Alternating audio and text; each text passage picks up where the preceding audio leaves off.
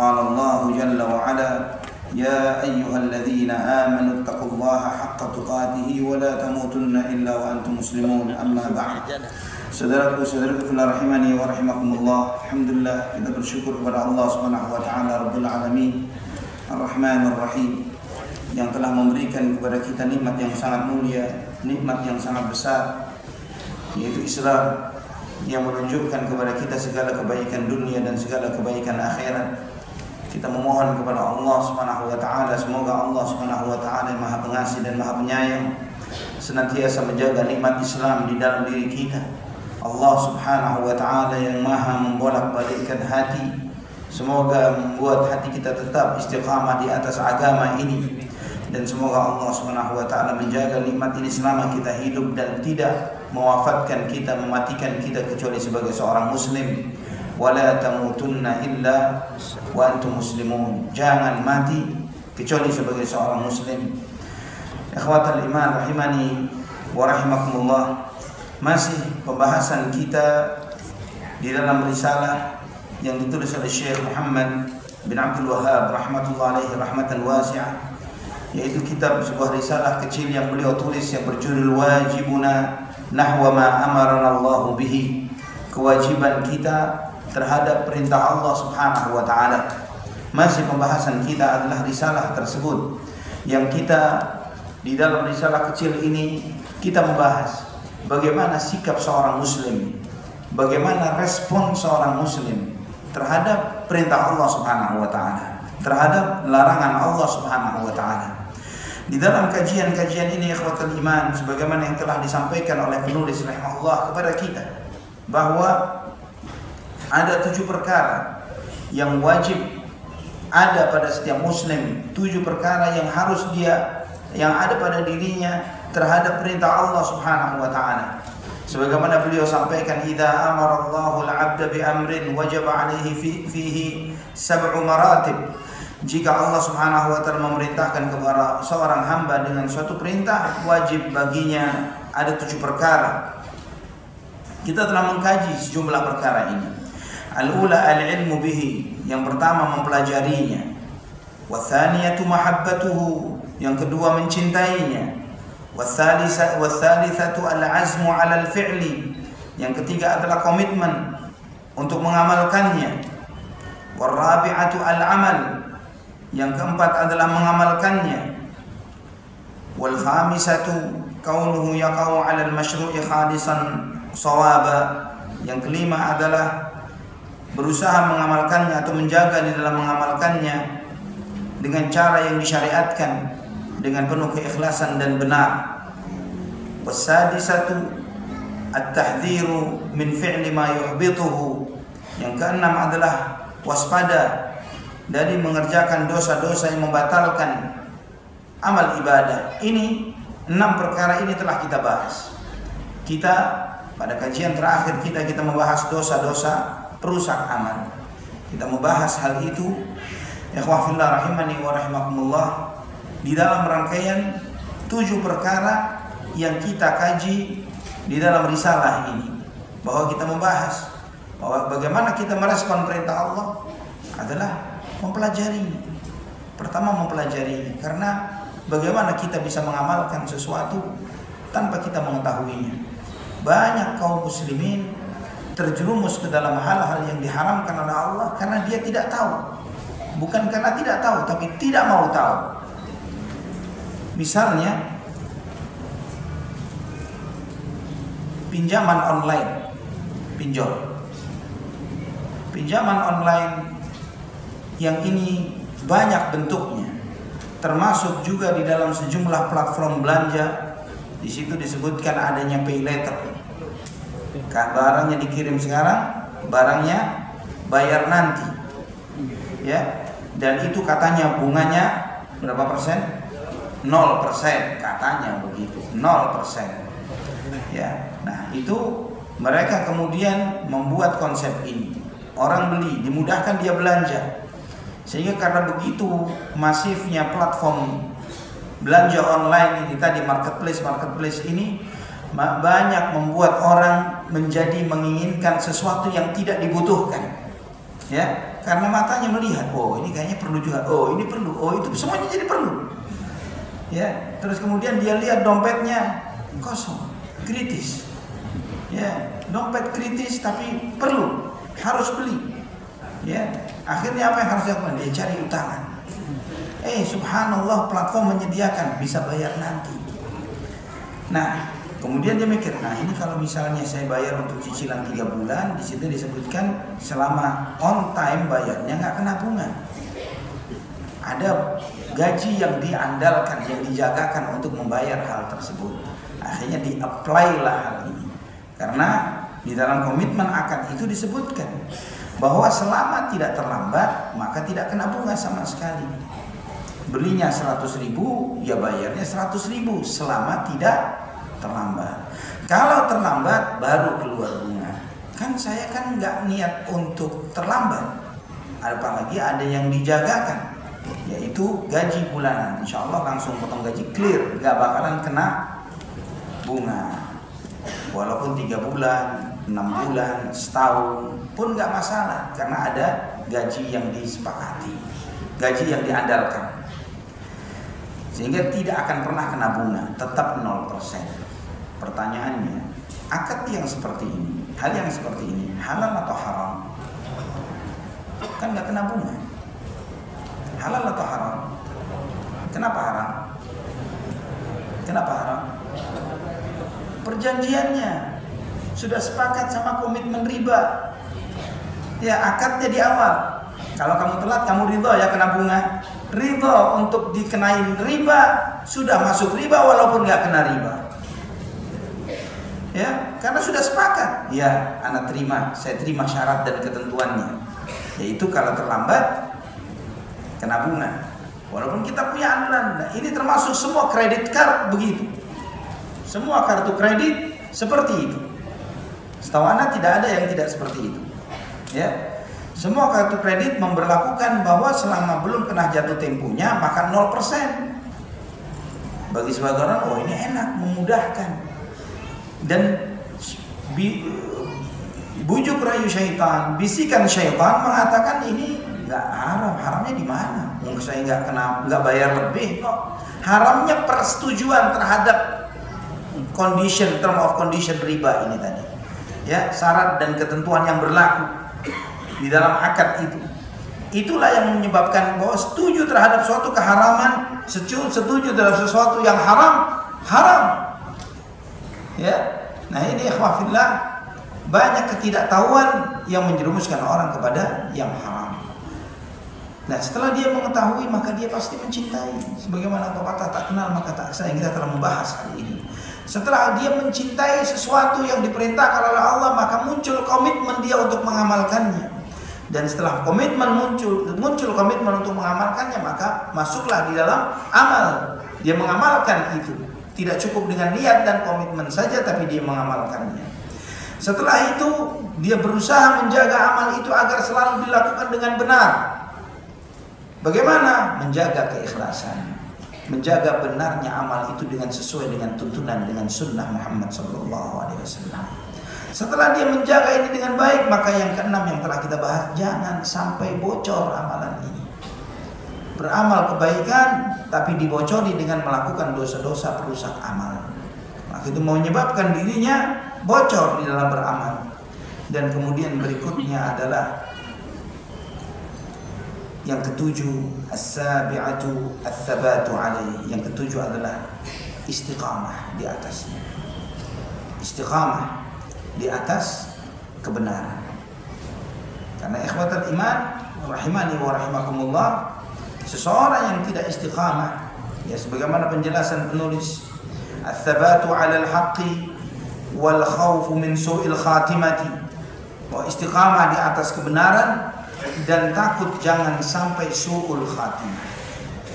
Takut jangan sampai su'ul khatimah. Bahwa yang sekarang benar belum tentu selalu benar. Ini yang harus dipahami. Ikhwah fillah rahimani wa rahimakumullah, kata Syekh rahimahullah. Ini berdasarkan sabda Nabi sallallahu alaihi wasallam bahwa wa innar rajula la ya'malu bi'amali ahli al-jannah hatta la yakuna bainahu wa bainaha illa dhira' fa'amila bi'amali ahli an-nar fadakhala an-nar. Karena sesungguhnya seseorang ada yang dia ini selama hidupnya dia beramal dengan amalan penghuni surga, sampai jarak antara dia dengan surga tinggal sehasta saja, sedikit lagi masuk surga. Namun dia tidak istiqamah, tidak sabar di situ. Fa'amila bi'amali ahli nar, maka kemudian dia mengamalkan amalannya penghuni neraka, fadakhala nar, dan dia mati dalam keadaan seperti itu. Kita nggak pernah tahu ajal kita, ya. Seumur hidup dia berusaha menjaga, terus karena bisikan bujuk rayu syaitan. Seumur hidup kan udah bener terus hidupnya. Cobalah sekali-kali belok dikit. Ya, ternyata udah ditungguin malakul maut di sana. Ya, malakul maut nungguin di tempat maksiat. Ikhwatan iman rahimani wa rahimakumullah. Ini sesuatu yang paling mengerikan bagi seseorang adalah su'ul khatimah. Mati dalam keadaan buruk. Dan juga Nabi SAW ingatkan, wa innar rajul la ya'malu bi'amali ahli an-nar fima yabdu lin-nas wa huwa min ahli al-jannah. Ada juga orang-orang yang beramal dengan amalan penghuni neraka yang dilihat manusia seperti itu, namun di akhir hayatnya dia beramal dengan amalan-amalan yang baik, maka dia meninggal dunia di dalam amalan yang baik tersebut, maka dia masuk ke dalam surga. Nabi SAW ingatkan, innamal a'malu bil khawatim, sesungguhnya amal itu dilihat dari penutupnya. Ikhwah fillah rahimani wa rahimakumullah. Maka takutnya para a'immatus sunnah, para ulama salaf terhadap su'ul khatimah sangat luar biasa. Mereka sangat takut hal ini karena mereka tidak tahu bagaimana nanti nasib kita di akhir hayat kita. Kita tidak pernah tahu apa yang telah ditetapkan oleh Allah Subhanahu wa taala untuk kita. Ibnu Battal rahimahullah, beliau ketika menjelaskan hadis yang tadi dibacakan, sesungguhnya amal itu dengan penutupnya, bahwa Allah Subhanahu wa taala memang tidak menunjukkan kepada seluruh hambanya bagaimana nasibnya di akhir hayat. Apakah kita nggak pernah tahu? Setiap kita tidak pernah tahu apakah nanti akan husnul khatimah atau su'ul khatimah. Dan ini kata beliau menjadi hikmah yang sangat besar. Karena jika seseorang itu tahu bahwa dia akan husnul khatimah, maka dia akan ujub dengan dirinya dan akan malas ibadah. Boleh santai aja, karena udah tahu kalau bakal husnul khatimah. Dan bisa jadi kalau dia tahu bahwa dia bakal binasa, maka dia akan menjerumuskan dirinya lebih dalam ke dalam kebinasaan. Maka Allah tutup dari diri seseorang apakah dia husnul khatimah atau su'ul khatimah, ditutup oleh Allah Subhanahu wa taala agar timbul rasa khauf dan raja. Agar timbul rasa khauf dan raja. Ikhwatan iman rahimani wa rahimakumullah. Oleh karena itulah orang-orang saleh terdahulu mereka selalu khawatir dari su'ul khatimah di dalam setiap kondisi dan keadaan. Sampai Abu Darda radhiyallahu anhu beliau mengatakan, ma ahadun amina ala imanihi alla yuslabahu indal mauti illa sulibah. Tidaklah seseorang dia merasa aman bahwa imannya tidak akan dicabut dari dirinya ketika dia meninggal dunia, maka dia akan dicabut imannya. Kalau dia merasa aman, imannya nggak bakal dicabut di akhir hayatnya, maka imannya akan tercabut. Waliyahzubillah. Sehingga mereka ikhwatal iman, mereka sangat takut akan su'ul khatimah di setiap saat di dalam hidup mereka. Sampai Sufyan Ats-Tsauri rahimahullah ketika sakit menjelang wafatnya beliau menangis. Kemudian sampai orang bertanya, ya Aba Abdillah amin kathratiz dzunub, Wahai Abu Abdullah, kamu menangis sebelum wafat ini apakah karena banyak dosa sampai kamu ketakutan seperti ini? Kata beliau, la, walakin akhafu an uslabal iman qabla al-maut. Yang aku khawatirkan jangan sampai imanku dicabut sebelum aku mati. Jangan sampai imanku dicabut sebelum aku mati. Ikhwatal iman rahimani wa rahimakumullah. Kata Imam Ibn Rajab rahimahullah, penutup seseorang itu akibat dari apa yang dia lakukan sebelumnya. Yang sebelumnya ini diantaranya adalah ketetapan Allah ketika menetapkan takdir seluruh makhluknya. Maka takutnya para a'immatus salaf, kata Ibn Rajab, takut terhadap su'ul khatimah karena mereka ini mengkhawatirkan tentang dua hal. Yang pertama, mereka tidak pernah tahu di dalam catatan Allah di Lauhul Mahfuz dia tercatat husnul khatimah atau su'ul khatimah. Dan yang kedua, amal perbuatan mereka pada diri mereka, mereka tidak pernah tahu apakah nanti mereka akan selamat atau tidak. Sehingga orang-orang baik terdahulu, kata Ibn Rajab, hati mereka selalu bertanya, bimadza yukhtamu lana. Mereka khawatir nanti kita ini bagaimana nanti diakhiri hidup kita. Mereka takut akan hal itu. Sebagian salaf mereka mengatakan, kata Ibnu Rajab, ma abkal uyun ma abkahal kitabus sabiq. Tidak ada yang membuat mata ini menangis melebihi mengkhawatirkan apa yang telah tercatat terdahulu. Ikhwatal iman rahimani wa rahimakumullah. Kekhawatiran terhadap apa yang telah tercatat untuk diri kita terdahulu di Lauhul Mahfuz dan apa yang akan kita hadapi nanti, itu yang di antara hal yang paling menakutkan para ulama-ulama salaf terdahulu. Sampai Malik bin Dinar rahimahullah salat malam sambil menangis. Setelah salat malam itu dia memegang janggutnya, dia mengatakan, ya Rabbi qad alimta sakinal jannati min sakinin nar, fa fi ayyi daraini manzilu man. Kata Malik bin Dinar, ya Allah, Engkau Maha tahu. Di antara ilmumu ya Allah, Engkau sudah tahu siapa yang bakal masuk surga, siapa yang bakal masuk neraka. Engkau sudah tahu ya Allah. Di mana tempatku? Di mana tempatku? Ikhwatal iman rahimani wa rahimakumullah. Maka jangan heran kalau misalnya seorang ulama salaf terdahulu, sebagaimana di kajian kita sebelumnya, kita mengkaji bagaimana orang-orang saleh dari kalangan sahabat dan yang lainnya, mereka takut apakah diri mereka ini munafik atau tidak. Karena kita penuh dengan ketidaktahuan. Ikhwatal iman rahimani wa rahimakumullah. Al-Hafiz Abdul Haq Al-Ishbili rahimahullah, beliau menyampaikan ketika menjelaskan tentang su'ul khatimah.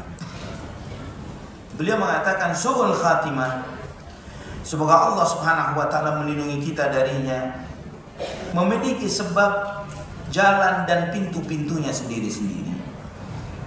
Sebab terbesarnya adalah tenggelam di dalam dunia, ambisi terhadap dunia.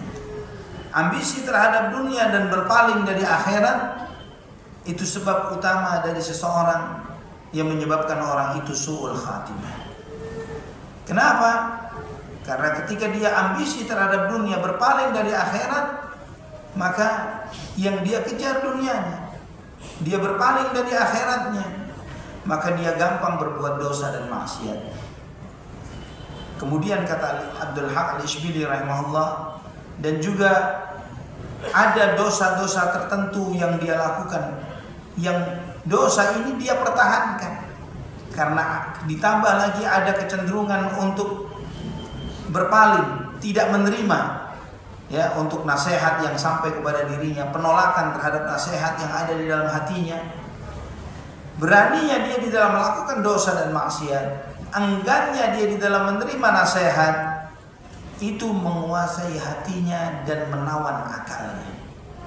Orang yang berbuat maksiat, ikhwafillah, kalau dia masih sadar dia ini masih dosa, dia ingin taubat, menyesal, melihat dirinya kotor, orang-orang ini masih memiliki hal kebaikan di dalam hatinya, memiliki hal baik di dalam hatinya, bahwa dosanya itu, sampai kata Imam Ibnu Qayyim, rasa kotornya dirinya, keinginan dia untuk bersih, keinginan dia untuk taubat, membuat dia semakin dekat kepada Allah Subhanahu wa ta'ala, karena masih merasa kotor dan ingin bersih, ingin hijrah, ingin taubat. Beda dengan pembangkang, beda orang yang kalau dinasihati ngeyel, nolak, ya, tidak mau dinasihati, bahkan menyombongkan dirinya.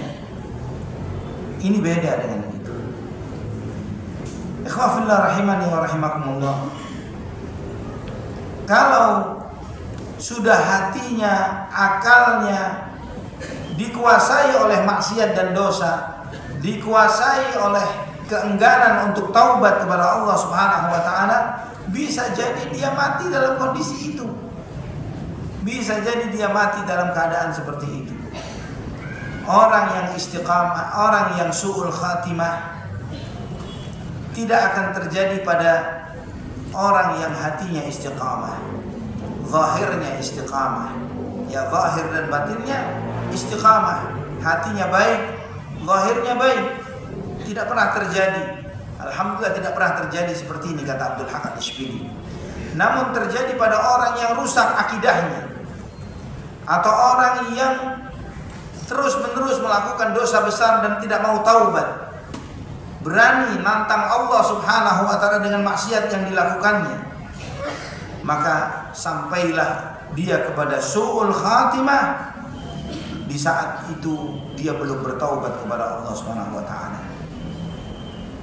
Ikhwatal iman rahimani wa rahimakumullah. Tidak sedikit athar dan riwayat dari orang-orang saleh terdahulu yang menunjukkan takutnya mereka akan su'ul khatimah. Dan ciri-ciri su'ul khatimah ini cukup banyak, yang terkadang terlihat pada diri seseorang sebelum kematiannya. Di antaranya, sebagaimana banyak disebutkan oleh para ulama, di antaranya Imam Ibnu Qayyim rahimahullah menyebutkannya di dalam Ad-Da' wa Dawa. Beliau menyebutkan ada sejumlah orang yang ketika ditalqini dengan la ilaha illallah, la ilaha illallah, dia tidak mau. Dia tidak mau, menolak untuk mengucapkan kalimat talqin la ilaha illallah. Malah sebaliknya, yang keluar adalah kebiasaan dia. Kalau dia sudah terbiasa berkata-kata kasar dan kotor, mencemooh, mencela, ya, kata-kata cacian dan hinaan, ya, mengumpat. Ini orang yang terkadang kagetnya mengumpat, ya, ketika kaget dengan sesuatu kata-kata kotor yang keluar dari lisannya. Dan bisa jadi salah satu kaget itu adalah cabutan nyawa malakul maut, ya.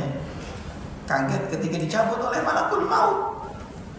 Bukan mengucapkan astagfirullah, bukan mengucapkan la ilaha illallah, bukan mengucapkan Allahu Akbar, tapi malah cemoohan. Mati dalam keadaan seperti itu. Kenapa? Karena itu yang menguasai hati dan lisannya. Udah biasa begitu, ya. Ini bukan bawaan lahir. Memang ada bayi lahir ngumpat-ngumpat, ya. Ada orang untuk membela diri itu sudah bawaan dari kecil, Ustaz. Bukan bawaan, ini su'ul khuluq, akhlak yang buruk yang harus dirubah, ya. Sesuatu yang buruk ini, orang yang kaget-kaget astaga. Kenapa astaga? Kenapa enggak astagfirullah? Apalagi makin agak lagi. Astagfirullahaladzim. Kenapa tidak membiasakan ketika kaget subhanallah, astagfirullah, Allahu Akbar. Biasakan kalimat-kalimat thayyibah menghiasi lisan kita, membasahi mulut kita. Yang kita berharap semoga salah satunya adalah akhir dari kehidupan kita. Namun orang-orang yang diamnya saja berdendam, ya, kalau dia nganggur diam, yang diingat dendangan, nyanyian dan lagu yang biasa dia nyanyikan. Maka ketika dia sakit sakaratul maut, diucapkan la ilaha illallah, la ilaha illallah, yang keluar adalah nyanyian dan lagu. Karena memang apa yang menguasai hati itu yang akan keluar di saat itu. Karena sakaratul maut dikatakan sakarat, sakar atau sakran, seperti orang mabuk. Akalnya tidak menguasai diri karena begitu sakitnya sakaratul maut membuat akalnya tertutup, membuat dia ngeracau, mengucapkan kalimat-kalimat kata-kata yang di luar penalaran dan sadarnya dia.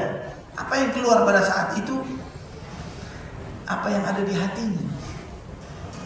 Kalau di hatinya itu hal-hal yang baik, maka itu yang akan keluar.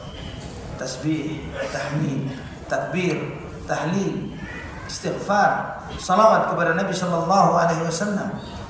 Namun kalau misalnya yang menguasai hatinya adalah nyanyian dan lagu, emang itu diamnya saja berdendam. Di kamar mandi begitu, nganggur sedikit begitu. Maka ketika ditalqin bisa itu yang keluar. Yang diharapkan dia mengucapkan la ilaha illallah, yang keluar adalah yang lainnya.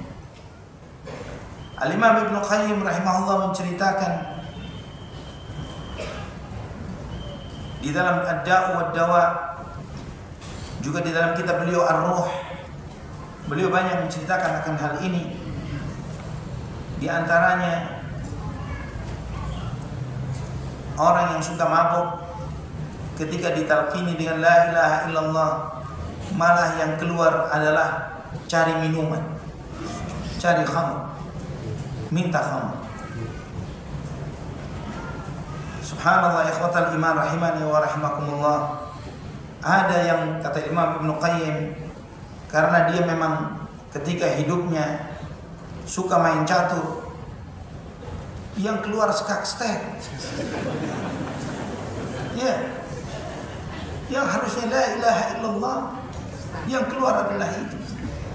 Terus kalau yang dia biasa main judi dan lotre, apa yang keluar? Ini menyedihkan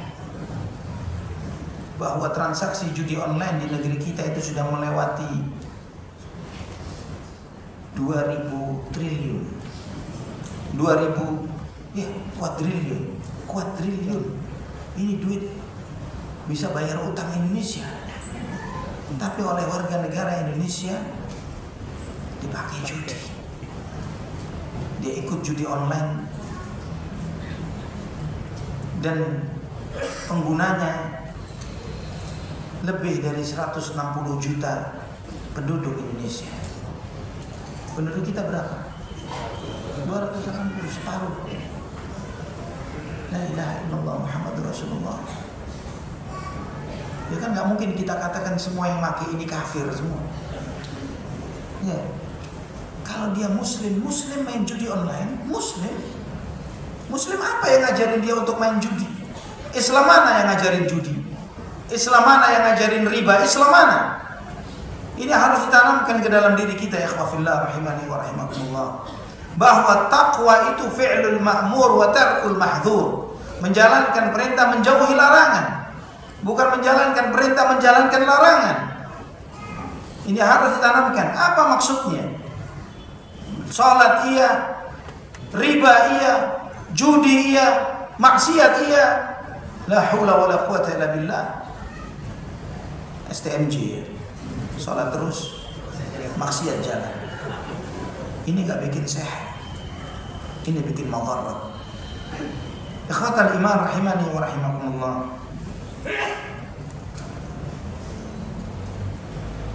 Kata Imam Ibnu Rajab rahimahullah, sesungguhnya su'ul khatimah adalah ada sebab tersembunyi di dalam hati seseorang yang tidak diketahui oleh orang lain. Bisa jadi amalan-amalan buruk atau yang semisalnya, hal-hal yang tersembunyi yang tersingkap pada saat akhir hayatnya. Ini orang, sebagaimana Nabi SAW menyebutkan orang yang suka riya. Faman tara'a yura'illahu yura'i bihillah. Barang orang yang suka riya, maka Allah akan tunjukkan aibnya. Orang yang suka pamer di dalam beramal, suka riya, Allah akan tunjukkan aibnya.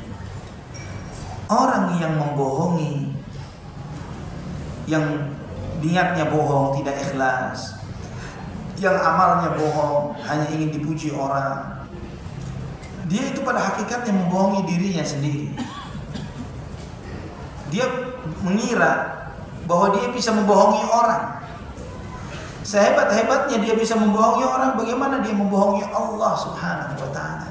Bagaimana membohongi Allah? Dia dengan akal bulusnya mencoba untuk tidak ikhlas di dalam beramal. Allah Maha melihat, maha tahu dengan semua gerakan hatinya. Ya'lamu kha'inatal a'yun wa ma tukhfis sudur. Semua yang tersembunyi di dalam dada Allah Maha tahu. Sampai Allah sebutkan wa hussila ma fis sudur. Semua yang di dalam dada akan dibongkar oleh Allah nanti di hari kiamat. Semua niat-niat baik dan niat-niat buruk akan tersingkap semuanya. Tidak bisa kita membohongi Allah Subhanahu wa ta'ala. Mustahil, mustahil. Orang yang tidak ikhlas dalam beramal, dia pada hakikatnya membohongi dirinya sendiri. Dan terkadang kata beliau, kata Imam Ibn Rajab, qad ya'malu ar-rajulu 'amala ahli an-nar wa fi batinihi khasratun khafiyatun min khisalil khair. Terkadang seseorang itu semasa hidupnya dia melakukan maksiat dan dosa, tapi Allah melihat kebaikan di dalam hati orang itu. Allah melihat orang itu orang baik. Fataghallaba 'alaihi tilkal khasratu fi akhir umri. Maka hal baik yang ada di dalam hatinya itu dimunculkan oleh Allah di akhir hayatnya. Fatujibu lahu husnul khatimah. Maka mengantarkan dia kepada husnul khatimah. Tidak sedikit orang-orang yang seumur hidupnya banyak dosa, banyak maksiat, tapi menjelang akhir hayatnya dibuat baik oleh Allah Subhanahu wa ta'ala. Dibuat baik. Orang masih ingat, wah ini dulu yang preman, dosa apa yang gak pernah dicoba, semua dicoba oleh dia. Tapi 1 tahun, 2 tahun, beberapa bulan sebelum kematiannya, Allah perbagus dia. Subhanallah. Contoh yang seperti ini banyak kita lihat di sekitar kita. Mungkin di antaranya teman-teman kita. Kita melihat dulunya sangat fasik, waliyadu billah. Ada seorang teman rahimahullah, sudah wafat beliau. Ketika menceritakan masa kelamnya, ikhwafillah, contoh bahwa dosa apa yang tidak pernah dicoba, dia pernah coba semua. Dia pernah jadi Yahudi, pernah jadi Bahai. Ya, aliran-aliran nyeleneh ini, menurut dia, ya secara syahwat dan dunia, kalau memperturutkan syahwat, paling enak jadi Bahai, kata dia. Aliran Bahaiyah ini semuanya boleh, nggak ada yang nggak boleh. Di antaranya adalah dia boleh punya istri lebih dari berapapun. Ya, terakhir dia waktu dia menjadi Bahai itu istrinya 9 orang. Dan dia nggak perlu kerja, tiap bulan dia dikasih transferan sekian ribu US dollar. Maksiat sana sini bebas, pindah dari satu negeri ke negeri lain, dia hidup di Eropa. Subhanallah, subhanallah. Ikhwafillah. Di saat dia dalam kondisi di puncak maksiatnya ini, dia ingat orang tuanya. Dia ingat orang tuanya. Dia ingat Allah di situ. Dia ingat, kalau saya lagi begini terus dicabut nyawa saya oleh Allah, gimana nasib saya? Ya. Dia ingat itu.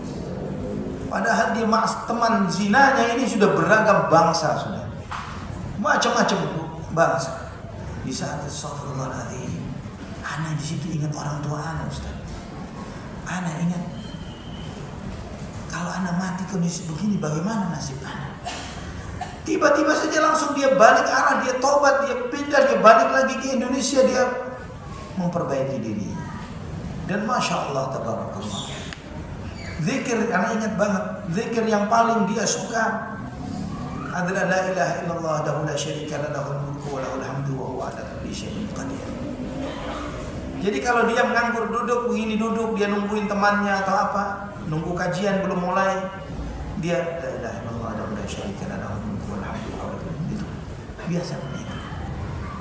Beberapa tahun sebelum wafat, insyaallah husnul khatimah, beliau sudah wafat rahimahullah. Subhanallah ikhwafillah. Orang yang seperti ini banyak di dalam kehidupan. Nah, seseorang yang takut su'ul khatimah, dia harus tahu apa saja dosa yang menyebabkan seseorang terjerumus ke dalam su'ul khatimah. Yang pertama, ya sangat banyak sebetulnya, tapi kita cukupkan beberapa hal saja. Yang pertama, syak, keraguan-raguan. Syak, ya, syak itu ragu-ragu. Artinya tidak yakin akan kebenaran, tidak yakin akan kebenaran, kebenaran Allah, kebenaran Rasulullah SAW, kebenaran Al-Quran. Keraguan-raguan akan kemahabenaran Allah Subhanahu wa Ta'ala yang ada di dalam hati seseorang akan menutupi hatinya dari kebenaran. Maka antum membaca atau mendengar hadis-hadis pertanyaan munkar nakir terhadap orang-orang kafir atau orang-orang yang bimbang dan ragu. Ketika ditanya, siapa dia? Dia mengatakan, saya nggak tahu, saya tidak tahu. Saya dengar orang mengatakan begini, dan saya cuma ikut-ikutan apa kata orang. Ini orang yang tidak belajar. Keraguan-raguan itu muncul karena tidak punya ilmu. Itulah kenapa menuntut ilmu itu wajib. Kenapa menuntut ilmu itu wajib? Karena ketika seseorang itu ragu-ragu dan bimbang, apa benarnya Allah itu ada? Apa benarnya bahwa Nabi Muhammad SAW itu Nabi? Apa benar Al-Quran itu kitabullah, kalamullah? Apakah benar akhirat itu ada? Keraguan-raguan ini bisa mengantarkan kepada su'ul khatimah. Nah, bagaimana mengobati penyakit keraguan-raguan syak ini tadi? Caranya ilmu. Adalah ilmu. Menuntut ilmu, ngaji. Karena dengan menuntut ilmu ikhwafillah, dia akan mengobati segala keraguan-raguan di dalam hatinya. Maka di antara materi atau kajian yang wajib dipelajari oleh setiap muslim sebagaimana disampaikan oleh Syekh Muhammad Abdul Wahab di dalam risalahnya yang lain, Thalathatul Usul atau Usulul Thalathah, yang biasa antum misalnya antum pernah mengkajinya, adalah ilmu tiga hal: mengenal Allah, mengenal Nabi, mengenal dinul Islam dengan dalil-dalilnya. Ini wajib dipelajari. Bahkan alhamdulillah materi ini, materi Al-Usulul Thalathah, termasuk kajian yang Ana tidak pernah absen dari menyampaikan pelajaran ini. Ada beberapa majelis ta'lim Ana mengajarkan Usulul Thalathah atau Thalathatul Usul. Karena ini hal yang wajib dipelajari oleh setiap muslim. Kenal Allah, kenal Rasulullah SAW, tahu tentang agama Islam dengan dalil-dalilnya dari Quran dan Sunnah. Kenapa ini wajib? Karena ini yang ditanyakan ke kita di kubur kita. Antum akan ditanya siapa Tuhanmu, siapa nabimu, apa agamamu. Itu yang ditanya. Jangan sampai nggak tahu.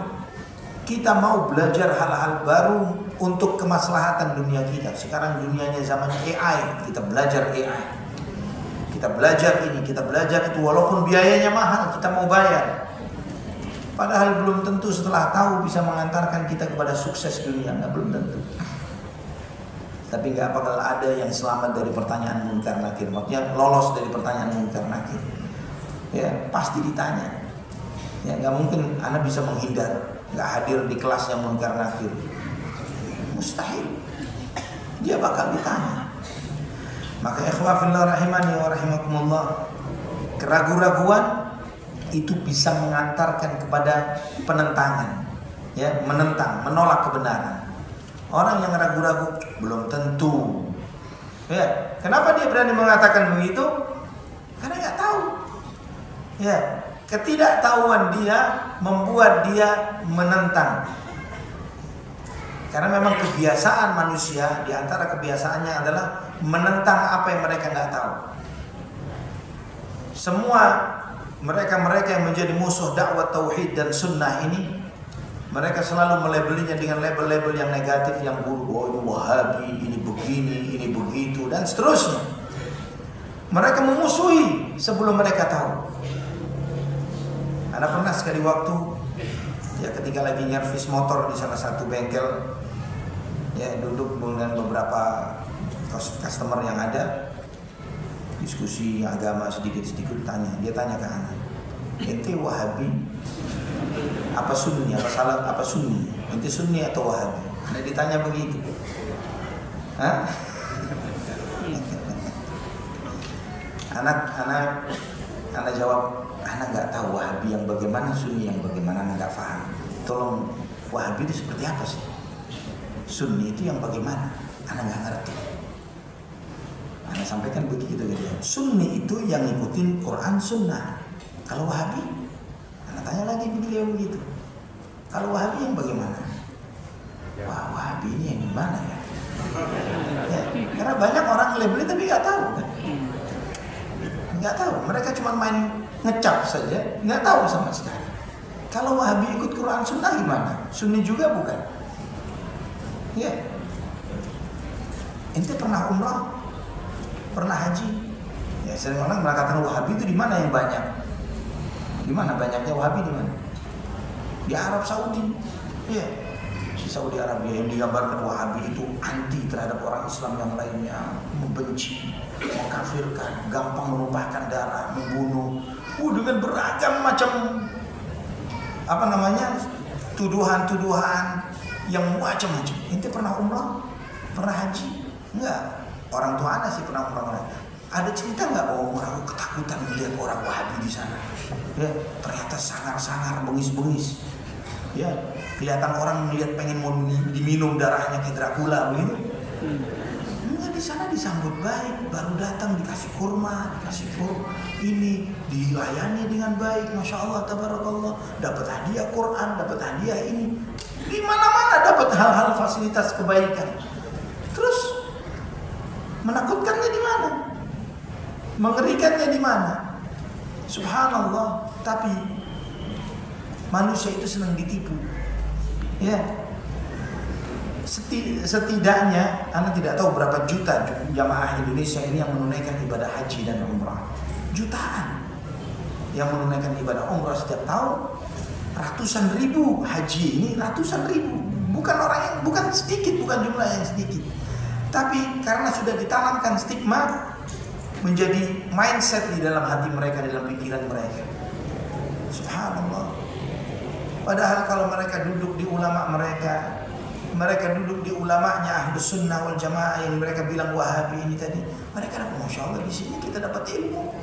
Sebentar, qala Allah wa qala Rasul. Ana punya teman seorang ustadznya Syiah dulu, masih anak baru belajar sunnah. Ya, mungkin anak masih SMA kelas 1, kelas 2 baru belajar sunnah. Di antara, subhanallah, teman anak yang Syiah ini, ustadznya Syiah ini, dia, anak ingin tahu Muhammad bin Abdul Wahab, pengen tahu, ente punya bukunya? Anak punya bukunya. Anak pinjamkan kepada dia buku kecil, Ushul Tsalatsa. Ya, kitab Tsalatsatul Usul, ini Ushul Tsalatsa yang menjelaskan ma'rifatullah, ma'rifatul Nabi, wa ma'rifatul dinil Islam. Dan memang dari dulu anak tidak mau ngasih buku, minjemin buku. Ya, walaupun bisa jadi ngasih itu mungkin lebih baik, tapi anak pinjemin. Kenapa? Karena anak punya hak nagih dan nanyakan, itu sudah baca bukunya. Ya kan? Sudah baca. Gimana? Komentar ente gimana? Ya kalau dikasih kan nggak berhak nagih, nggak berhak nanya. Tapi dengan kita pinjamkan, gimana? Sudah baca belum? Gimana isinya? Nah, setelah kurang lebih 1-2 bulan anak ketemu sama dia, gimana itu sudah baca bukunya? Ya. Apa komentar ente? Masya Allah, Muhammad bin Abdul Wahab Setiap ngomong sebentar buat dalil, ngomong dalil, ngomong dalil. Kitab itu penuh dengan dalil. Ini Syiah ngomong begitu tuh. Ya, bukan ngajarin umatnya. Ahlus sunnah ini tidak mengajarin jamaah. Yang penting itu percaya bahwa nenek moyang anak bisa begini, bisa terbang, bisa tembus langit, bisa. Nggak ada. Majelis ilmu tidak diajarkan dengan yang model seperti itu, dongeng-dongeng, kisah-kisah, apalagi yang diajarkan bukan qala Allah wa qala Rasul, bukan ceritanya Nabi dan sahabat, tapi mbah buyut dan nenek moyang. Tapi yang diajarkan Quran dan Sunnah. Ikhwafillah rahimani wa rahimakumullah. Maka keraguan-raguan itu melahirkan penentangan, menentang, tidak menerima kebenaran. Ya, wah ini begini, ini begitu. Kenapa nggak tahu? Nah, merespon, menyikapi orang yang tidak tahu, jangan baper. Ya, jangan gampang sakit hati karena mereka orang nggak ngerti.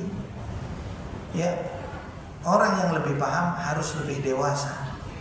Seperti dokter menghadapi pasiennya yang gusar, risau terhadap penyakitnya. Pantas pasien itu galau, gusar, risau dengan penyakitnya, padahal cuma demam biasa. Ya. Tapi sudah bayangannya ini begini, ini bakal di kemo dan lain sebagainya, padahal cuma demam. Khawatir di kemo. Ini maklum orang nggak paham itu punya beberapa penilaian yang sangat negatif tentang sesuatu. Maka ketika antum sudah biasa ngaji, berhadapan dengan orang-orang yang awam, jangan terpancing emosi dengan cemoohan dan celaan, hinaan, cacian, stigma. Wajar mereka nggak paham. Ya, kalau itu akhlaknya guru-guru kita, ulama-ulama kita akhlaknya itu gampang baper terhadap cemoohan orang, maka dakwahnya nggak bakal sampai di negeri kita sekarang. Syekhul Islam Ibnu Taimiyah, Syekh Muhammad bin Abdul Wahab rahimahumullah, mereka sudah sangat sering mendapatkan fitnahan, tuduhan, cemoohan, di penjara, di macam-macam. Ya, bahkan dari orang-orang terdekat mereka, dari saudara bisa jadi. Tapi ketika kita membaca peninggalan mereka, mereka tetap merespon semua tuduhan itu dengan baik. Dikirimin surat, dinasihati, dijawab bahwa saya tidak seperti itu. Saya tidak gampang ngafir-ngafirkan orang. Orang-orang muslim yang masih meramaikan kuburan-kuburannya Al-Badawi, Al-Jailani dan yang semisal, Anda tidak kafirkan mereka karena mereka muslim yang nggak ngerti. Ya, bagaimana kemudian dia mengatakan saya dituduhkan kepada saya bahwa saya mengafirkan sana sini, saya begini dan begitu. Ini tidak benar. Itu tulisan Muhammad bin Abdul Wahab rahimahullah di dalam semua peninggalan buku-buku beliau. Ikhwafillah, demikian pula Ibnu Taimiyah rahimahullah dengan sabar menghadapi orang-orang yang tidak tahu di zamannya, padahal levelnya yang dianggap tidak tahu ini ulama. Beliau pernah duduk di satu majelis, kumpul dengan ulamanya beragam aliran. Ya, dan itu dibukukan dalam kitab Majmu' Fatawa ketika membahas tentang munazaratu al-aqidah al-wasithiyah, perdebatan seputar akidah al-wasithiyah. Di situ beliau menyampaikan inilah akidah berdasarkan Quran dan Sunnah. Disampaikan kepada semua ulama dari beragam aliran, dari tasawuf, Mu'tazilah, Asy'ariyah dan yang lain sebagainya. Dan kemudian beliau menyampaikan, kalau tidak salah beliau memberikan tenggat waktu, Anda lupa, setahun atau 2 tahun atau 3 tahun. Saya beri tenggat waktu semua kepada kalian semuanya. Saya beri waktu, saya lupa, beliau menyebutkan tahun tertentu. Setahun atau 2 tahun, padahal buku kecil. Cuma 2-3 lembar saja akidah wasithiyah itu. Beliau sampaikan, saya tantang kalian semuanya, tolong temukan satu kalimat saja atau satu huruf saja yang saya sampaikan tidak ada dalilnya dari Quran dan Sunnah, saya akan rujuk dari itu. Tunjukkan. Beliau menyampaikan sekian tahun, tunjukkan. Dan sampai beliau wafat nggak ada yang berani bisa mengkritisi hal itu atau menunjukkan bahwa beliau menyimpang dari akidah Ahlussunnah wal Jamaah. Ikhwafillah. Kemudian yang berikutnya, yang kedua, beribadah dengan bid'ah. Itu penyebab su'ul khatimah.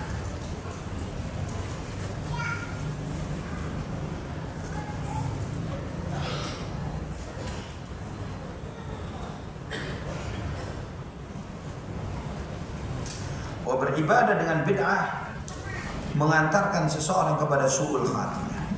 Karena bid'ah ini memiliki keyakinan yang salah tentang Allah dan Rasulnya. Ya. Seperti salah satu kisah viral misalnya di negeri kita ini.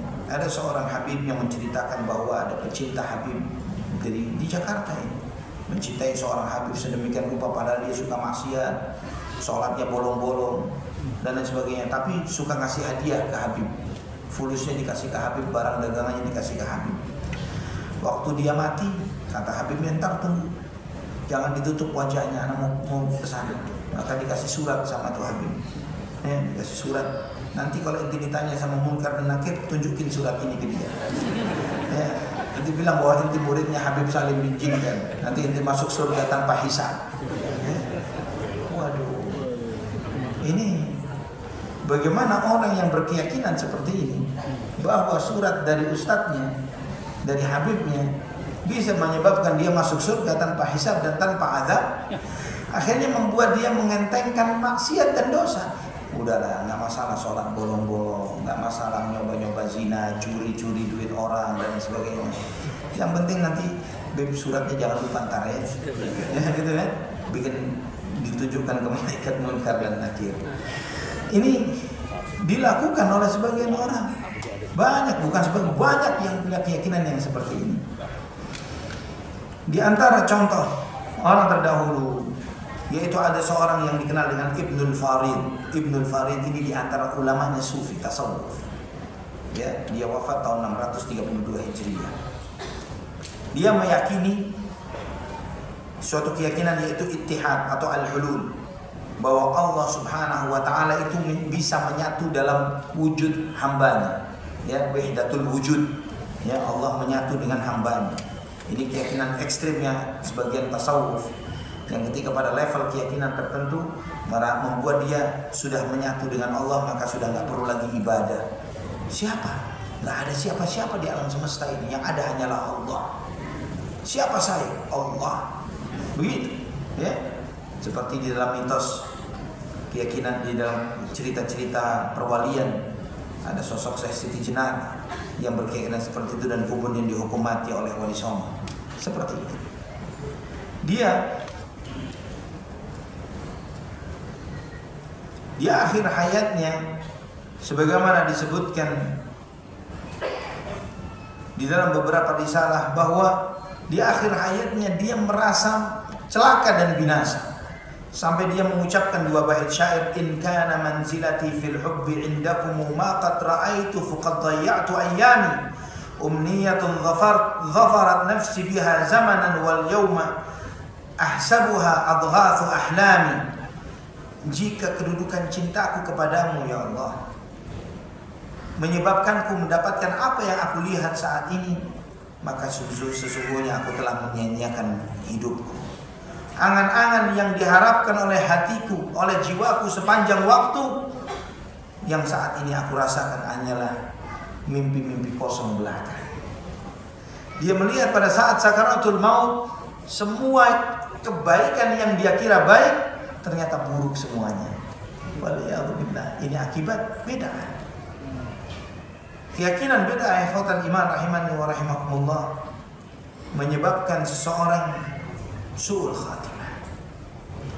Orang-orang yang berkeyakinan seperti Syiah, Khawarij, Mu'tazilah dan yang lainnya, Ghulatus Sufiyah, mereka, jika mereka tidak segera bertaubat kepada Allah Subhanahu wa taala, dan musibahnya bid'ah ini susah taubat. Musibahnya bid'ah ini susah taubat. Kenapa? Karena dia tidak merasa berbuat dosa. Dia merasa berbuat baik. Maka dia susah taubat. Kalau pelaku maksiat, kalau diingatkan kapan taubat, dia tahu dia lagi kotor, lagi dosa. Tapi pelaku bid'ah ditanya kapan taubat? Saya lagi beramal soleh kok disuruh taubat. Ini amal saleh, padahal amal salah. Ya. Kemudian ikhwatal iman rahimani wa rahimakumullah, di antara penyebab su'ul khatimah adalah menunda-nunda taubat. Orang yang terus-menerus berbuat maksiat siang dan malam, dan kemudian dia menunda-nunda taubat. Menunda-nunda taubat ini menyebabkan dia setiap ada peluang untuk taubat, kan masih muda. Taubat itu nanti kalau udah tua, kan masih masa produktif. Nanti kalau sudah pensiun, kan masih bujang, nanti kalau sudah nikah. Terus demikian, dia menunda-nunda taubat. Dia mengira bahwa dia akan sampai kepada masa penundaan itu. Yang muda ntar kalau udah tua, dia kira dia bakal tua. Ya, yang masa produktif ntar kalau sudah pensiun, dia mengira bahwa umurnya akan sampai pada masa pensiun. Anggap sampai kepada masa pensiun, anggap bisa sampai tua, anggap yang bujang bakal nikah, anggap seperti itu. Apa jaminannya kalau dia sudah tua, di saat itu hatinya pengen tobat? Ya, bisa jadi hatinya udah ketutup, udah ketutup. Karena akumulasi dosa yang dia lakukan seumur hidup ini, maka membuat dia tertutup hatinya. Karena dia tidak cepat merespon panggilan Allah untuk bertaubat. Allah ingatkan di dalam surat Al-Anfal ayat 24, ya ayyuhalladzina amanu istajibu lillahi wa lirrasuli idza da'akum lima yuhyikum wa'lamu anna Allah yahulu bainal mar'i wa qalbihi wa annahu ilaihi tuhsyarun. Wahai orang-orang yang beriman, segeralah respon seruan Allah dan Rasulnya ketika menyeru kalian untuk melakukan apa yang membuat hidup kalian menjadi lebih baik. Ya, ayat 24 dari surat Al-Anfal. Segeralah sambut seruan Allah dan Rasulnya yang membuat hidup kalian menjadi lebih baik. Allah ingatkan, setelah mengingatkan agar segera merespon panggilan Allah dan Rasulnya, wa'lamu annallaha yahulu bainal mar'i wa qalbi. Ketahuilah, sesungguhnya Allah yang menguasai seseorang dari hatinya. Yang menguasai hati kita Allah subhanahu wa ta'ala. Wa annahu ilaihi tuhsyarun. Dan ketahuilah sesungguhnya hanya kepadanya lah kalian semua akan dikembalikan. Diingatkan oleh Allah subhanahu wa ta'ala agar segera merespon seruan Allah, agar jangan sampai kalau dia menunda-nunda, hati itu ditutup oleh Allah subhanahu wa ta'ala. Karena yang menguasai hati kita Allah subhanahu wa ta'ala. Di surat Al-An'am ayat 110 Allah berfirman, wa nuqallibu afidatahum wa absarahum, dan kami bolak-balik hati dan pandangan mereka, ya, atau kami tutup pandangan dan hati mereka. Kenapa Allah tutup hati mereka, pandangan mereka? Kama lam yu'minu bihi awwala marrah, karena dulu dia ketika diajak beriman dia nggak mau beriman. Kemarin dia nunda-nunda. Wa nadharuhum fi tughyanihim ya'mahun, maka kami biarkan mereka di dalam kemaksiatan mereka dalam keadaan buta. Allah biarkan begitu. Penundaan itu menyebabkan mereka akhirnya menyesal di akhir hayatnya.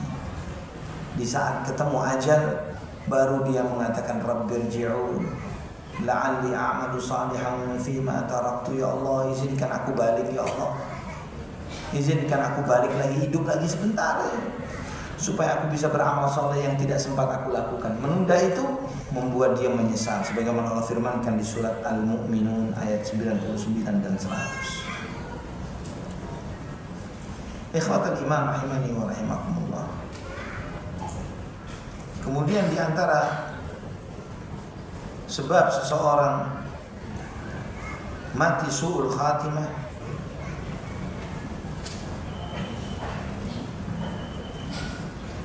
adalah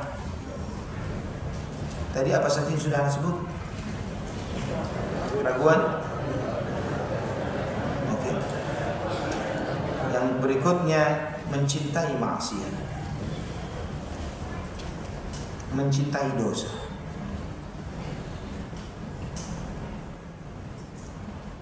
Ikhwafillah,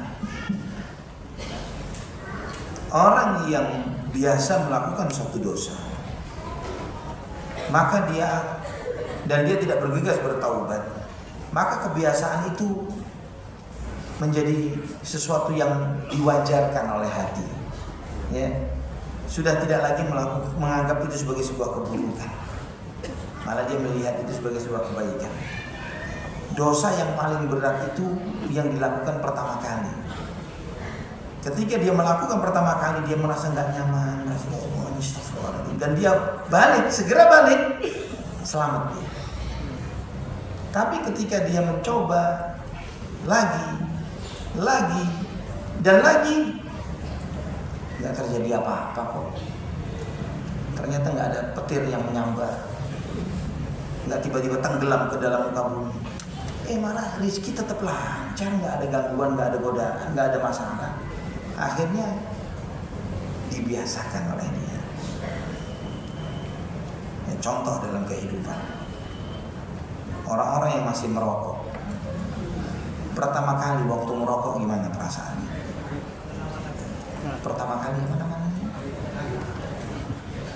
Ya biasanya kan anak-anak yang dia terlalu nyoba begitu ya, takut ketahuan orang tua lah, takut begini, takut begitu, dan lain sebagainya. Terus kemudian ketika dia aman nih, nggak ada masalah, maka dia akan teruskan sampai menjadi kebiasaan. Dan kalau diingatkan ini kebiasaan buruk, nggak terima. Kenapa? Dia sudah mencintai kebiasaan buruk ini tadi. Dianggap emang masalahnya di mana? Udah lupa bahwa ini mudarat, bahaya. Udah lupa, hatinya sudah mencintainya. Dengan kasih yang sederhana. Maksiat juga sama. Orang yang ninggalin sholat pun begitu. Dia coba-coba ninggalin sholat. Ketika dia nggak ada apa-apa kok, aman-aman aja, dilakukan kedua, ketiga, dan dia tidak segera taubat, maka dia akan membiasakan dirinya dengan itu, dan tidak dia sadari itu sangat jauh dari Allah Subhanahu wa taala. Orang yang mencuri, yang berzina, dan semuanya maksiat itu pun seperti itu. Kalau dia sudah sampai pada titik mencintai maksiat, maksiatnya dicintainya, ini jebakannya setan, dan itu akan muncul di akhir hayatnya, akan muncul di akhir hayatnya. Waliyadzubillah. Akhirnya dia mati dalam keadaan seperti itu. Kata Nabi SAW dalam Sahih Muslim, yub'atsu kullu 'abdin 'ala ma mata 'alaihi. Setiap hamba akan dibangkitkan seperti dia mati. Ya. Kalau matinya ini su'ul khatimah, maka dibangunkan juga dalam keadaan buruk. Dan mati itu seperti dia matinya, seperti dia waktu dia hidupnya seperti apa. Kata Imam Ibnu Katsir, dosa dan maksiat dan syahwat itu menghinakan pelakunya ketika mati, bersamaan dengan bagaimana godaan syaitan pada saat itu. Maka fayastami'u alaihi al-khadlan ma'a dha'fil iman fayaqa'u fi su'il khatimah. Maka berkumpullah dalam dirinya yang satu godaan syaitan pada waktu menjelang kematian, pada waktu sakaratul maut, dan lemahnya iman, maka mengantarkannya kepada su'ul khatimah. Abdul Aziz Ibn Abi Ruwad rahimahullah pernah menjenguk seseorang yang sedang sakit sakaratul maut. Ketika diajarkan la ilaha illallah, la ilaha illallah, malah orang itu yang keluar dia kufur terhadap la ilaha illallah. Dia menolak la ilaha illallah, tidak mau mengucapkan kalimat itu. Maka di akhirat, astagfirullah, padahal dia tahu dia muslim, orang ini muslim, kenapa kok tidak mau mengucapkan la ilaha illallah? Dia tanya kepada keluarganya, kenapa? Orang ini kenapa? Dia pemabuk. Ternyata dia adalah seorang pemabuk. Dia tidak mau taubat dari kebiasaan buruknya ini. Maka dia pun mengingatkan, ittaquz dzunub fa innaha hiya allati awqa'athu. Hati-hati kamu dengan dosa. Dosa-dosa yang kamu cintai. Jadi ini bukan seperti kata sebagian orang bahwa kita ini sama-sama memilih dosa pilihan. Nah, ketika seseorang punya dosa yang dia biasa melakukannya, setidaknya dia benci kepada dirinya karena masih melakukan dosa itu, bukan mewajarkannya. Mewajarkan dosa sampai mencintainya, wal'iyadzubillah. Ya, ini menunjukkan lemah atau tidak adanya iman dalam dirinya. Ikhwatal iman rahimani wa rahimakumullah. Al-Imam Ibnu Qudamah mengingatkan bahwa jika engkau mengetahui makna su'ul khatimah, maka hati-hatilah dari sebab-sebabnya. Persiapkan dirimu untuk memperbaiki diri dari segala sebab-sebab itu. Jangan pernah menunda-nunda taubat. Siapkan dirimu sebelum kematianmu, karena umur ini sangat pendek. Setiap hembusan nafasmu bisa berarti akhir kehidupan. Ya, bisa jadi hembusan terakhir. Kita nggak pernah tahu. Tidak pernah tahu. Bisa jadi itulah hembusan nafas terakhir dan keluarnya rohmu. Wal insanu yamutu ala ma 'asha 'alaihi wa yuhsyaru ala ma mata 'alaihi. Seseorang itu akan mati sebagaimana dia biasa hidupnya seperti apa, dan dia akan dibangkitkan dalam keadaan seperti apa ketika dia mati. Matinya seperti dia biasa hidup. Kalau dia membiasakan kebaikan, maka dia akan mati dalam keadaan baik. Dan kalau dia matinya baik, maka dia akan dibangkitkan dalam keadaan baik. Kalau sebaliknya orang yang biasa dengan maksiat, maka dia akan mati seperti itu. Dan dibangkitkan pada hari kiamat pun seperti itu juga. Ikhwatal iman rahimani wa rahimakumullah. Kemudian yang berikutnya, yang keberapa? Kelima. Cukup ya, 5 saja ya. Saya cukupkan 5 saja, walaupun masih banyak. Yang kelima, panjang angan-angan. Ya, panjang angan-angan, panjang impian terhadap dunia. Ya, angan-angan itu maksudnya di sini apa? Ambisi terhadap dunia yang luar biasa dan berpaling dari akhirat.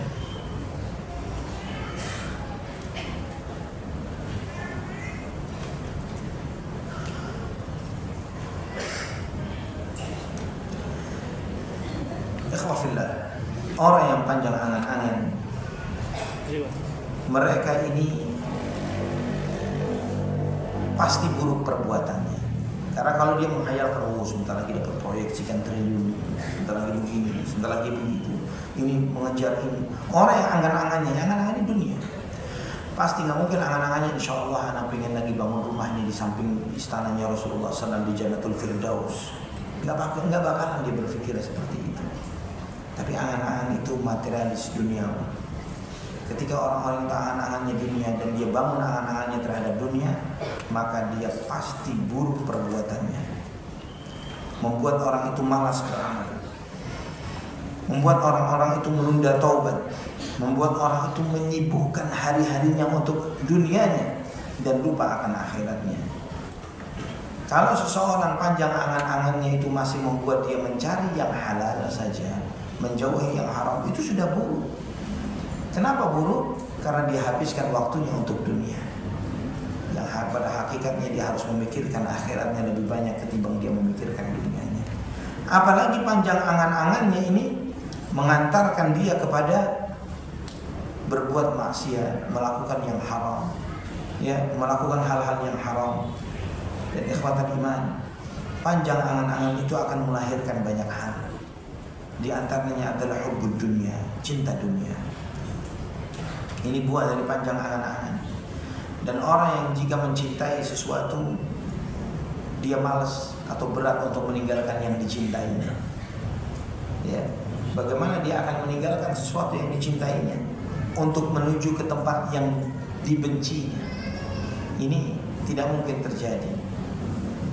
Ibnu Abbas radhiyallahu anhu pernah menceritakan,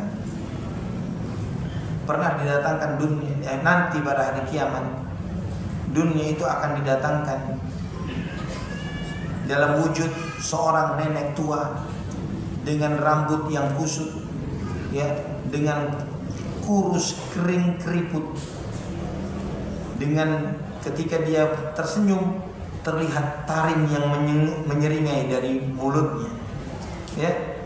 Tapi nenek tua ini banyak emasnya, banyak kalungnya, banyak segala, pakai baju bagus, ya. Tapi rambutnya kucel, keriput, kurus kering, berkuku panjang, dan kalau ketawa kelihatan taringnya.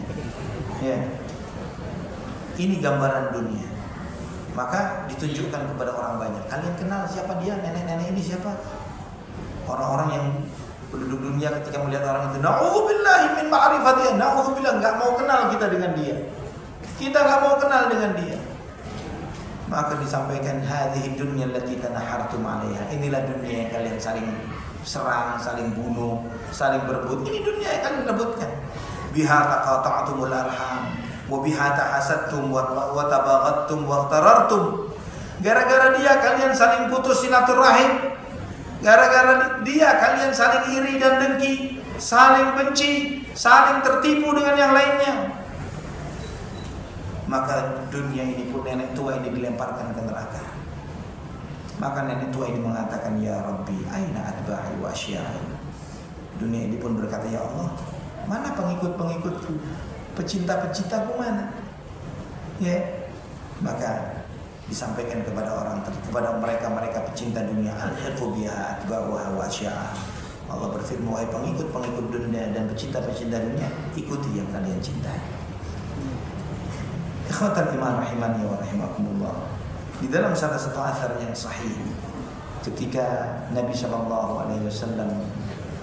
Mi'raj bertemu dengan gambaran yang seperti ini, nenek tua keriput, rambutnya kucel, tapi pakai beragam perhiasan di tubuhnya.